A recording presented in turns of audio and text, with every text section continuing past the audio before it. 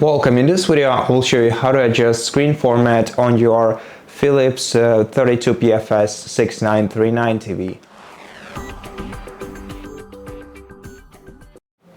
To adjust the picture format on your TV, first we're gonna have to press the input button and switch to the external input or basically place some media from the external input on our TV. So in my case, I'm gonna select PS5 to connect to my console.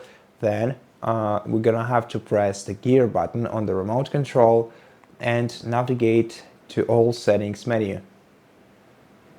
After that, go to screen and select picture format.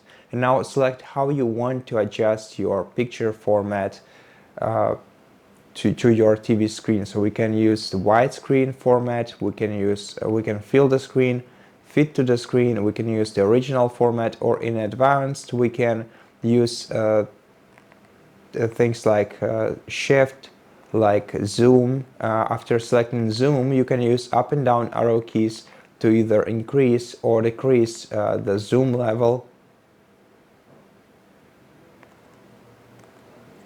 Stretch to stretch the image or shrink it. Once again, using D-pad for controls. And if you want to undo some effect that you applied in here, just select the last option that you see right here.